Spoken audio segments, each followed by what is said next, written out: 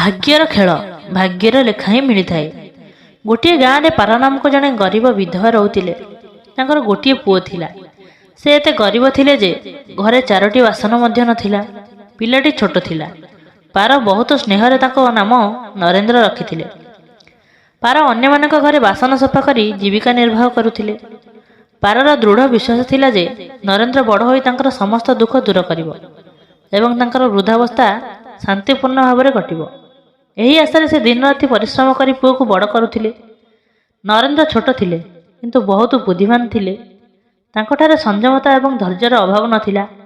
ଗଭୀର ଭାବରେ କିଛି ଜାଣିବାକୁ ତାଙ୍କର ପ୍ରବଳ ଆଗ୍ରହ ଥିଲା। ଦିନେ ସେ ତାଙ୍କ ମାଆକୁ ପଚାରିଲେ, "ମା, ଆମେ ଏତେ ଗରିବ କାହିଁକି?" ମା କହିଲେ, "ଏସବୁ ହେଉଛି ଈଶ୍ୱରଙ୍କ ଇଚ୍ଛା ପୁତ୍ର।" ଦୁଃଖିତ ସ୍ୱରରେ ପାର କହିଲେ, "ଏହା ସବୁ ଭାଗ୍ୟର ଲେଖା।" କିନ୍ତୁ ନରେନ୍ଦ୍ର ଏ ଉତ୍ତରରେ ସନ୍ତୁଷ୍ଟ ନଥିଲେ ଏବଂ କହିଲେ, "ଈଶ୍ୱରଙ୍କ ଏମିତି ଇଚ୍ଛା କ'ଣ ପାଇଁ?" ପୁଅ, ଏହା କେବଳ ଭଗବାନ ହିଁ ଜାଣନ୍ତି। ଯଦି କେବଳ ଭଗବାନ ଜାଣନ୍ତି ତେବେ ଠିକ୍ ଅଛି। ମୁଁ କେବଳ ଭଗବାନଙ୍କୁ ହିଁ ପଚାରିବି, ଆମେ କାହିଁକି ଏତେ ଗରିବ? ମା, ମୋତେ କୁହ, ଭଗବାନଙ୍କୁ କେଉଁଠୁ ପାଇବି? ପାର ଏମିତି ବି ଚିନ୍ତିତ ରହୁଥିଲେ।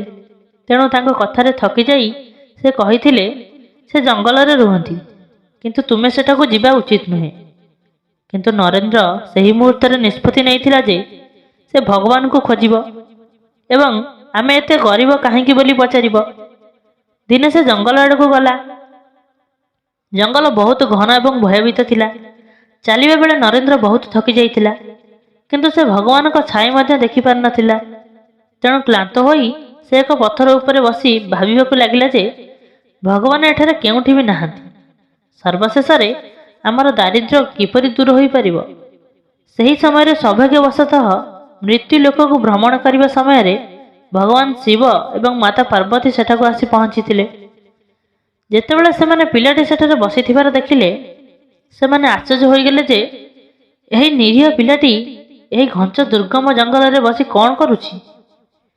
ଭଗବାନ ଶିବ ପିଲାଟିକୁ ପଚାରିଲେ, "ତୁମେ କିଏ ବାଳକ ଏବଂ ତୁମେ ଏହି ଜଙ୍ଗଲରେ ବସି କ'ଣ କରୁଛ?"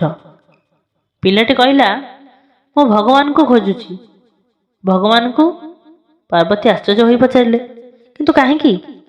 ଭଗବାନଙ୍କ ସହିତ ତୁମର କ'ଣ କାମ ଅଛି?" "ମୁଁ ତାଙ୍କୁ ପଚାରିବାକୁ ଚାହେଁ ଯେ ଆମେ ଏତେ ଗରିବ କାହିଁକି? କାହିଁକି ଅନ୍ୟମାନଙ୍କ ପରି ଆମକୁ ମଧ୍ୟ ଭାଗ୍ୟର ଆଶୀର୍ବାଦ ପ୍ରାପ୍ତ ହେଉନାହିଁ?" ନରେନ୍ଦ୍ର ନିର୍ଭୟର ସହିତ ଉତ୍ତର ଦେଇଥିଲେ। ମାତା ପାର୍ବତୀ ଏବଂ ଭଗବାନ ଶିବ ସେହି ଶିଶୁର ସାହସ ଦେଖି ବହୁତ ଖୁସି ହେଇଥିଲେ। ମାତା ପାର୍ବତୀ କରୁଣାର ଏକ ସାଗର ଅଟନ୍ତି। ତାଙ୍କୁ ସେହି ପିଲା ଉପରେ ବହୁତ ଦୟା ଆସିଗଲା ଏବଂ ସେ ଅନୁରୋଧ କରି କହିଲେ, "ପ୍ରଭୁ, ଏହି ଶିଶୁଟିର କିଛି କରନ୍ତୁ।"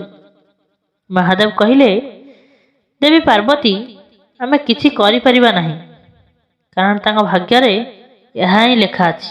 ଭାଗ୍ୟଦେବୀଙ୍କ ଲେଖା ଅନୁଯାୟୀ ତାଙ୍କୁ ଏହିପରି ହିଁ ଜୀବନଯାପନ କରିବାକୁ ପଡ଼ିବ।" "ନା ନା ସ୍ୱାମୀ, ଆପଣଙ୍କୁ କିଛି କରିବାକୁ ପଡ଼ିବ।" ମାତା ପାର୍ବତୀ ଜିଦ୍ଦି କରିବାକୁ ଲାଗିଲେ।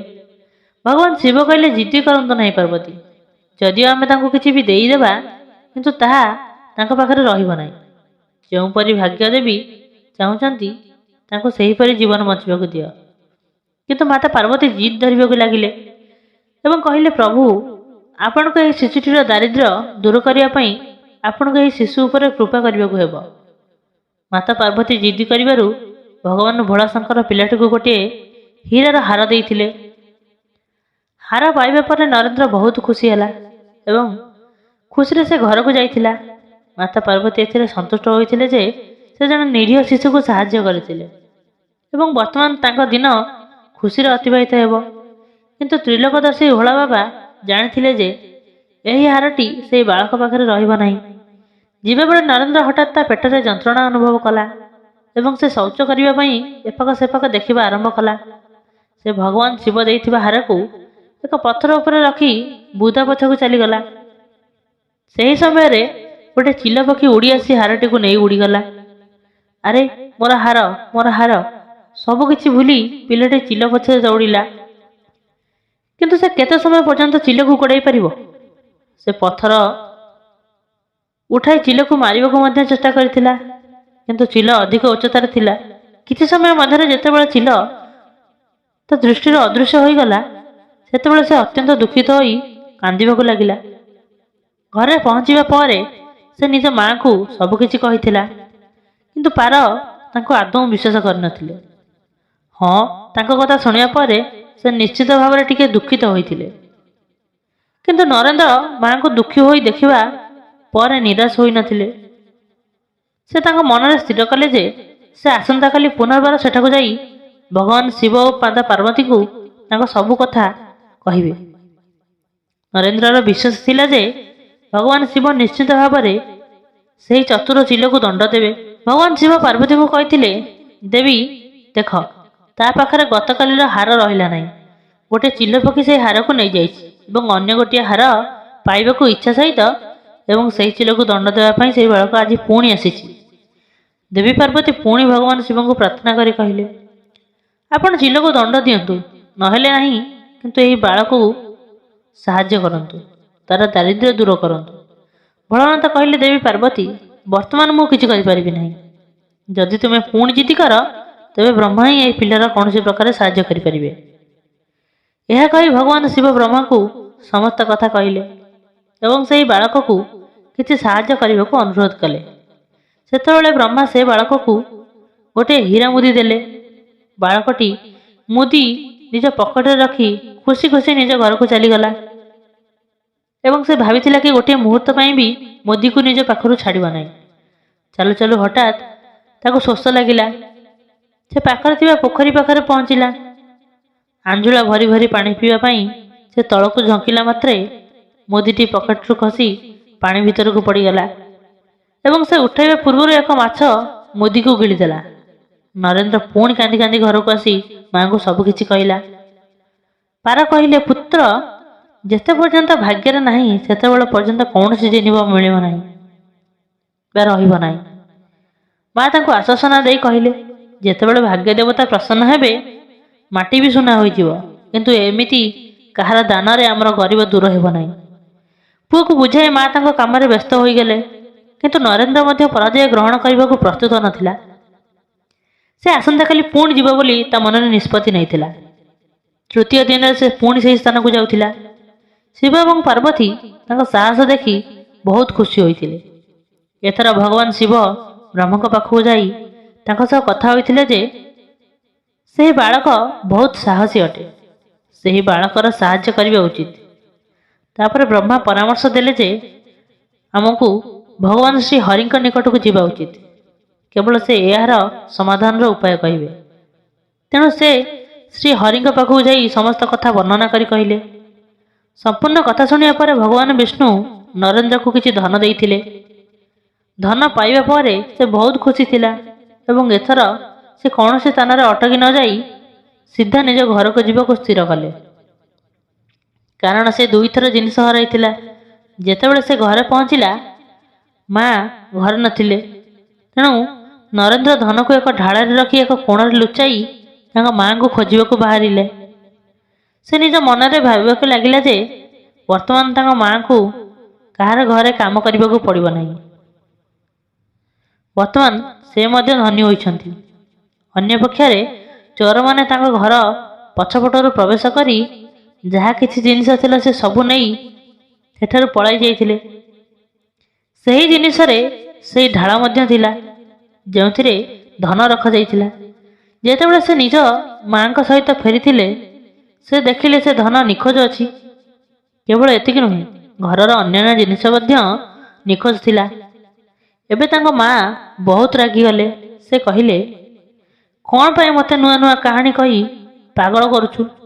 ଦିନସାରା ଏଣେତେଣେ ବୁଲୁଛୁ ଏବଂ ସନ୍ଧ୍ୟାରେ ମାଡ଼ ମାରିବା ଭୟରେ କିଛି ନା କିଛି ନୂଆ କାହାଣୀ ଶୁଣାଇ ଦେଉଛୁ। ମାଆଙ୍କ ଗାଳି ଶୁଣି ପିଲାଟି କାନ୍ଦିବାକୁ ଲାଗିଲା। କିନ୍ତୁ ସେ କେବଳ ଏତିକି ଜାଣିଥିଲା ଯେ ସେ ଯାହା କହିଥିଲା ତାହା ସତ୍ୟ ହିଁ କହିଥିଲା। ଗାଳି ଶୁଣିବା ପରେ ପିଲାଟିର ସାହସ ଆହୁରି ବଢ଼ିଗଲା ଏବଂ ପରଦିନ ସେ ପୁଣି ସେହି ସ୍ଥାନରେ ଯାଇ ପହଞ୍ଚିଲା। ପ୍ରଭୁ ଭୋଳାଶଙ୍କର ଭାବିବାକୁ ଲାଗିଲେ ଯେ ସେ ଅନେକ ଅସୁବିଧାର ସମ୍ମୁଖୀନ ହେବା ପରେ ମଧ୍ୟ ସେ ସାହସ ହରାଇ ନାହିଁ। ସେ ଏଥିରେ ବହୁତ ଖୁସି ହୋଇ ଭାଗ୍ୟଦେବୀଙ୍କ ନିକଟକୁ ଯାଇ କହିଲେ, ଏହି ବାଳକ ବହୁତ ସାହସୀ ଏବଂ ଧୈର୍ଯ୍ୟବାନ ଅଟେ। ଏପରି ବ୍ୟକ୍ତିଙ୍କ ଭାଗ୍ୟ କେବେ ଖରାପ ହୋଇପାରିବ ନାହିଁ। ତାଙ୍କୁ ସାହାଯ୍ୟ କରି ତାଙ୍କର ଭାଗ୍ୟ ପରିବର୍ତ୍ତନ କରନ୍ତୁ। ଭଗବାନ ଶିବଙ୍କର ଆଦେଶ ପରେ ଭାଗ୍ୟର ଦେବୀ ନରେନ୍ଦ୍ରକୁ କିଛି ସ୍ୱର୍ଣ୍ଣର ମୁଦ୍ରା ଦେଇଥିଲେ। ସ୍ୱର୍ଣ୍ଣର ମୁଦ୍ରା ନେଇ ନରେନ୍ଦ୍ର ଖୁସିରେ ଘରକୁ ଯାଇଥିଲା। ଯେତେବେଳେ ସେ ସେହି ସ୍ୱର୍ଣ୍ଣ ମୁଦ୍ରା ତାଙ୍କ ମାଆକୁ ଦେଲା, ତାଙ୍କ ମାଆ ବହୁତ ଖୁସି ହୋଇଗଲେ। ବର୍ତ୍ତମାନ ଯେହେତୁ ତାଙ୍କୁ ଭାଗ୍ୟଦେବୀଙ୍କ ଆଶୀର୍ବାଦ ପ୍ରାପ୍ତ ହୋଇଥିଲା, ତାଙ୍କର ସମସ୍ତ କାର୍ଯ୍ୟ ଠିକ୍ ହେବାକୁ ଲାଗିଲା। ପରଦିନ ଯେତେବେଳେ ଜଣେ ମାଛବାଲା ମାଛ ବିକ୍ରି କରିବାକୁ ଆସିଥିଲା, ବାଳକ ସେହି ମୁଦ୍ରା ଦେଇ ମାଛ କିଣିଥିଲା। ଯେତେବେଳେ ତାଙ୍କ ମାଆ ମାଛକୁ କାଟିଲେ, ମାଛର ପେଟରୁ ସେହି ମୁଦି ବାହାରିଲା, ଯାହା ବ୍ରହ୍ମା ତାଙ୍କୁ ଦେଇଥିଲେ ଏବଂ ତା ପକେଟରୁ ପୋଖରୀ ଭିତରକୁ ଖସି ପଡ଼ିଥିଲା। ମାଆ ମୁଦିକୁ ସୁରକ୍ଷିତ ଭାବରେ ରଖିଲେ ଏବଂ ନରେନ୍ଦ୍ରକୁ କହିଥିଲେ, ଯାଅ ପୁଅ, ଜଙ୍ଗଲରୁ କିଛି କାଠ ନେଇ ଆସ, ଆଜି ଘରେ ରୋଷେଇ ପାଇଁ କାଠ ନାହିଁ। ପିଲାଟି କୁରାଢ଼ୀ ନେଇ ଜଙ୍ଗଲ ଆଡ଼କୁ ଗଲା। ସେଠାକୁ ଯିବା ପରେ ସେ କାଠ କାଟିବା ପାଇଁ ଯେଉଁ ଗଛ ଉପରକୁ ଚଢ଼ିଲା, ସେହି ଗଛ ଉପରେ ସେହି ଚିଲର ବସା ଥିଲା, ଯାହା ତାର ହାରକୁ ନେଇ ଯାଇଥିଲା। ପିଲାଟି ଲକ୍ଷ୍ୟ କଲା ଯେ ସେହି ଚିଲ ଆଖପାଖରେ କେଉଁଠି ବି ନାହିଁ। ନରେନ୍ଦ୍ର ସେହି ହାରଟିକୁ ଧରିଲା ଏବଂ ଗଛ ଚାରିପାଖରେ ଯାହା ଛୋଟ ବଡ଼ କାଠଖଣ୍ଡ ପଡ଼ିଥିଲା, ତାକୁ ନେଇ ସେ ଘରକୁ ଫେରି ଆସିଲା। ହାରଟି ପାଇ ମାଆ ବହୁତ ଖୁସି ହେଲେ। ବର୍ତ୍ତମାନ ଦେଖୁ ଦେଖୁ ତାଙ୍କର ସମୟ ମଧ୍ୟ ବଦଳିଗଲା। ଘରେ କୌଣସି ଜିନିଷର ଅଭାବ ରହିଲା ନାହିଁ। ତାପରେ ଭଗବାନ ଶଙ୍କର ଏପରି କିଛି କଲେ ଯେ, ଯେଉଁ ଚୋରମାନେ ତାଙ୍କ ଘରୁ ଧନ ଚୋରି କରି ନେଇଥିଲେ, ମହାଦେବ ସେମାନଙ୍କୁ ସ୍ୱପ୍ନରେ ଚେତାବନୀ ଦେଇଥିଲେ ଯେ ସେମାନେ ସେହି ବାଳକ ଘରୁ ଚୋରି କରିଥିବା ହୀରାକୁ ତୁରନ୍ତ ଫେରାଇ ଦିଅନ୍ତୁ, ନଚେତ୍ ସେମାନଙ୍କର ସର୍ବନାଶ ହେବ। ଚୋର ସେହିଦିନ ସେହି ସବୁ ଧନ ତାଙ୍କ ଘରକୁ ଫେରାଇ ଦେଇଥିଲେ ଏବଂ ଭୁଲ ପାଇଁ କ୍ଷମା ମାଗିଥିଲେ। ଏହିପରି ଭାବରେ ତାଙ୍କର ଭାଗ୍ୟ ଚମକି ଉଠିଲା। ବର୍ତ୍ତମାନ ତାଙ୍କ ଘରେ କୌଣସି ଜିନିଷର ଅଭାବ ନଥିଲା ଏବଂ ଦାରିଦ୍ର୍ୟ ସବୁଦିନ ପାଇଁ ଶେଷ ହୋଇଗଲା। ଯଦି ଆପଣଙ୍କୁ ଭିଡ଼ିଓଟି ଭଲ ଲାଗିଛି ତେବେ ଭିଡ଼ିଓକୁ ଲାଇକ୍ କରନ୍ତୁ ଏବଂ ଚ୍ୟାନେଲରେ ନୂଆ ଥିଲେ ଚ୍ୟାନେଲକୁ ସବସ୍କ୍ରାଇବ୍